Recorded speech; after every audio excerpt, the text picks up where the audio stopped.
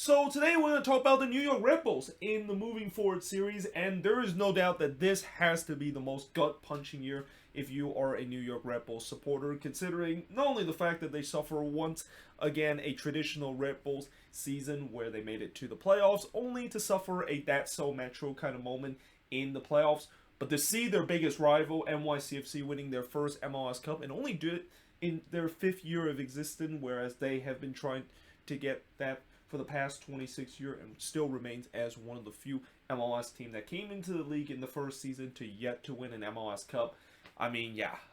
it's going to sting a while if you're a Red Bulls fan, and really it's probably going to sting until they finally get themselves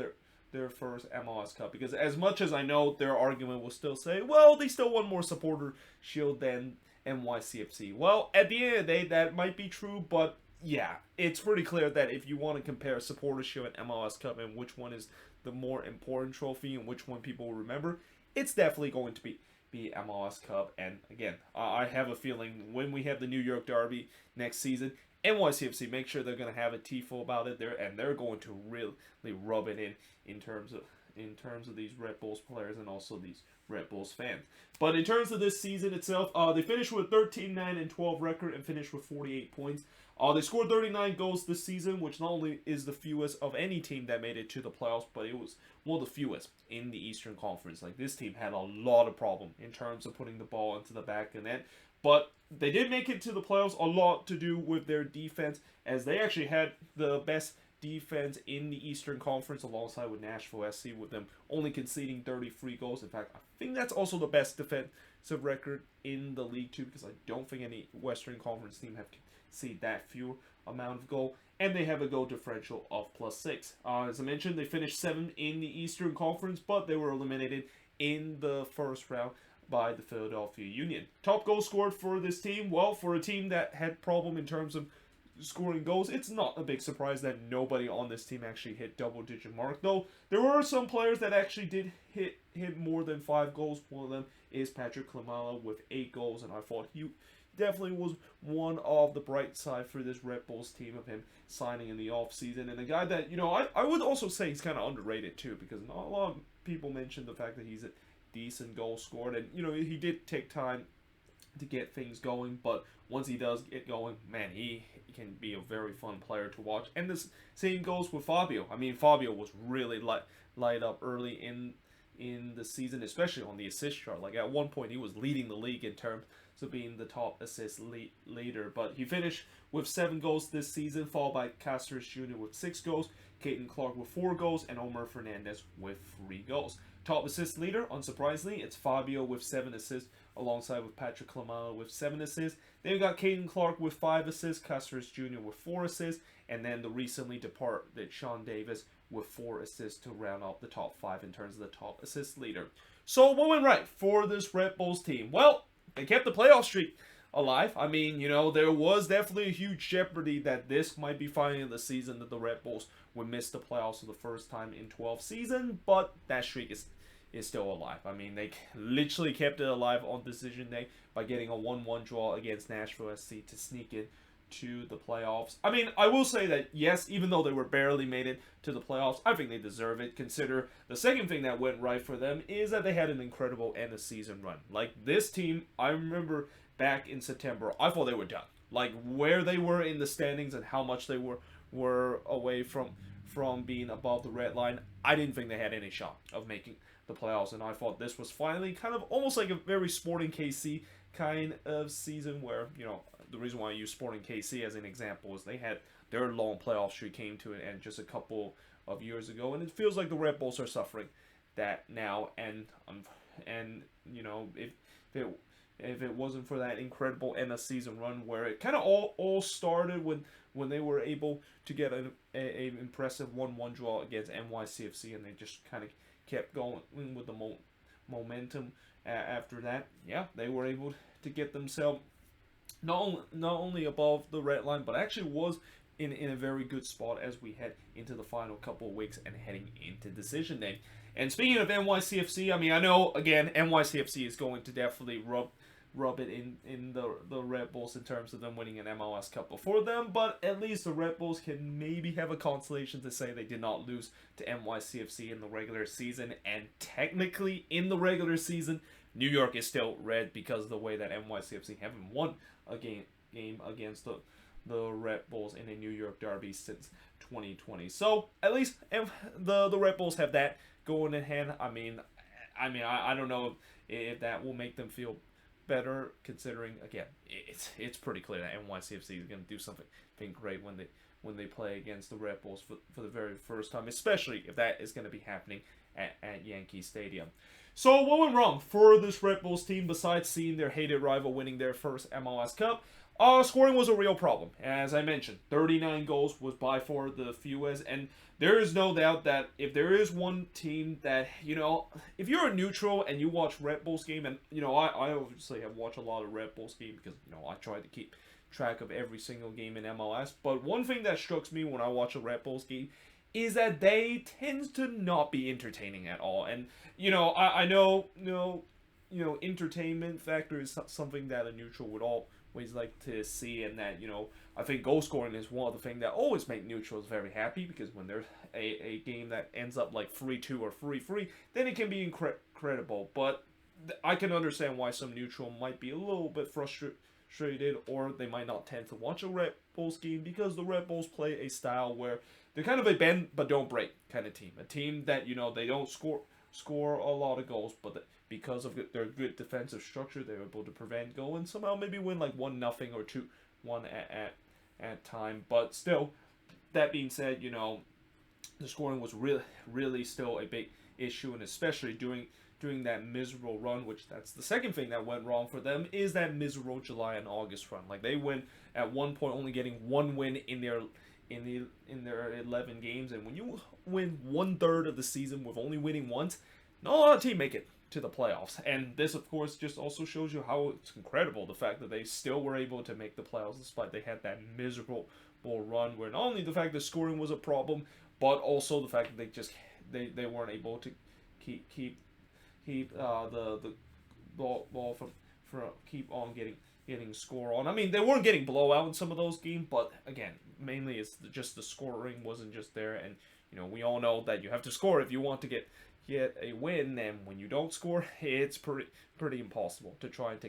get 3 points, let alone trying to maybe get a draw in some of these games. And then, of course, the third thing that went wrong for them is something that's been waiting wrong for them for the past couple of years, or even maybe in their entire franchise existence, which is their annual playoff heartbreak and the annual That's So Metro kind of moment. And this year, the annual playoff heartbreak and the That's So Metro moment happened in that game against the Philadelphia Union, where they literally lost to a game where it was just an absolute goal also that Jacob Glesnes has scored. I mean, no doubt that goal, of course, will be replayed a lot of time, but if you're a Red Bulls fan, that is probably something you don't want to look at. And in some way, you could also say that as heartbreaking that it is, the old saying, the fact that when you suffer so much heartbreak, and you so much pain, you're almost kind of getting accustomed to it. And I think Red Bulls fans are probably the most accustomed to suffering heartbreaks, because it's bound to happen. Like, every single year it was going to happen, and unlike how NYCFC finally end that narrative of suffering playoff heartbreak, the Red Bulls still have to do that. But I guess maybe the silver line is that, they can maybe take a look and take a lesson from their neighbor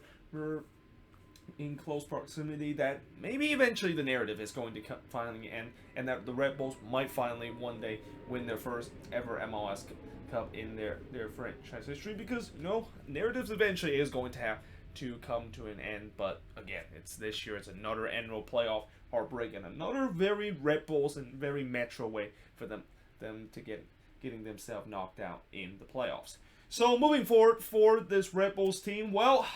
the first thing that the Red Bulls might need to do is the fact that they need to spend some more money elsewhere besides heavily relying on the academy. Now, I've heard a lot of Red Bulls fans have said that hopefully with NYCFC finally winning their first MLS Cup, and in New York, I'm pretty sure there's going to be a lot of people that jump on the NYCFC bandwagon, because in New York, they only cheer for their most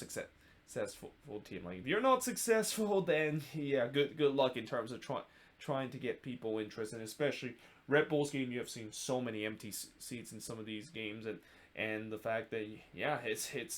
it just kind of shows the frustration in terms of the Red Bulls for the fact that this team have just kind of stuck in this cycle of them, just good enough to make it to the playoffs, but not good enough in terms of winning MLS Cup. And one way to fix that is try to maybe rival their intercity rival in terms of the money spectrum. Although I will say this is that one thing I will say about the Red Bulls, and I think I said this with FC Dallas too, because this is kind of almost a similar situation where both of these teams have a very good academy, and you could even say the best academy in the league right now. Although I don't want to say that too loud to Philadelphia Union fans, because Union fans will have an argument that they also have the best academy in the league. But one of the problems that they are facing is the fact that they're not being too smart in terms of some of the signings that they made elsewhere. And although so far in the last offseason, I thought some of the signings did kind of hit well. I mean, guys like Klimala and Fabio really turns out to be golden, though I'm kind of surprised the fact that they decide not to bring back Fabio, consider how incredible of a season he has. I mean, that this front office will have to maybe make some more decision, and maybe they need to hold on to some of their guys and not just kind of cheap out in terms of some of those signings. So the second thing that moving forward for them is how will they replace all the players that they lost, either going to Europe or have their loan spell ended. So as I mentioned, Fabio is one of the players that is not coming back, but there's definitely a lot of player from this team that is not coming back. I mean, one of the players that is very notable that actually is going to come back, even though we thought that he was going to be gone this offseason, is Caden Clark. We thought he was going to be going to RB Leipzig, and you can kind of tell in that final game of him with the Red Bulls and play against the Union that he was physically checked out. Like he was thinking about going to RB Leipzig. So this has to be a very awkward kind of feeling if you're Caden Clark of thinking about your move to Europe and how you're going to adapt, only to realize that you're basically going back to the New York Red Bulls and play in MLS at least for another season. But besides that, they do still lose some very key pieces. One of them is Kyle Duncan, who's making that move to Europe and going to Belgium. And then let's also not forget to mention Sean Davis is no longer in this team, because apparently there is this another tradition of the Red Bulls where if you're the captain of the Red Bulls, then you're basically like on a hot seat. Like you're probably not going to be there for the next couple years, which that kind of brings me to the last point of the moving forward, is who's going to be the new Red Bulls captain and how long will they stay before they move to another MLS club. Like, it's remarkable the fact that when you look at these last couple of years, or even look at these past decade, every Red Bulls captain have either moved on to another MLS club and that they just don't stay a long time. Like guys from Sasha Kleshin, Dax McCarty to Sean Davis recently, and Luis Robles, they eventually just move on to another team after being captain of this Red Bulls team. So, if you're a player of the Red Bulls and you kind of want to have a long-term commitment with the club, then probably you should not think about being the captain of the team, because you know that the Red Bulls front office will eventually move you on somewhere else. And again, it's going to be interesting to see who is going to be the new captain. I mean, I'm assuming most likely it's going to be coming from the back line. I mean, they can maybe make a goalkeeper again and captain in Carlos Cornell. Or maybe once they do get Aaron Long back into this team, they can make him a captain in the back. But yeah, it's going to be interesting to see who is going to be the new captain. And it's also going to be interesting to see how long he's going to last. I'll give it like maybe 2 or 3 years before you do move on to another MLS club for some general allocation money. Or not just general allocation money, but maybe go into free agency too, because they didn't actually get anything for Sean Davis. Like they literally flat out said no to Sean Davis in terms of the contract demand. And this also kind of goes back to my first point of the fact that the front office, I can understand why Red Bulls fans are frustrated, because the front office feels very cheap right now in terms of some of the moves, and that they're not willing to spend some money or even keep some of the guys that even though they are going to maybe use a lot of money and maybe getting close to the cap uh, you know, they're not thinking about the fact that it's worth it to keep them because they are one of the key contributor of the team, and instead just kind of sell them off to somewhere else with nothing at all. But either way, hope you guys enjoyed this video. If you do, make sure you guys hit a like, smash the subscribe button. Let me know in the comments below what do you think of this video, and if you're a Red Bulls fan, what do you think went right, went wrong, and most importantly, moving forward, how is this team gonna look next season, and are they gonna once again keep up the playoff streak again? I mean, I don't know if Red Bulls fans really care about the playoff streak anymore, especially what happened in this season. I think what they really care right now is that hopefully, you know, this was kind of the year where the Red Bulls, I expect them to go through a transitional period, and that they of course was going to miss the playoffs. And like I said, they almost did that if they didn't have that incredible run near the latter part of the season. But will they maybe get through this transitional period and get themselves back to being one of the best team in the league? Because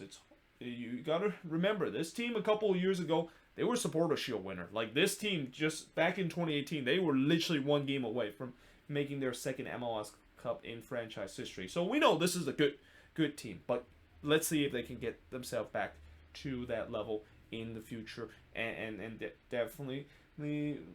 trying to get themselves their first MLS Cup, so they don't have to always hear from NYCFC fans that they win their first. They're the only team in New York to ever win an MLS Cup there. But either way, hope you guys enjoyed this video. If you do, make sure you guys leave a like, smash the subscribe button, and yeah, I of course will see you guys next time.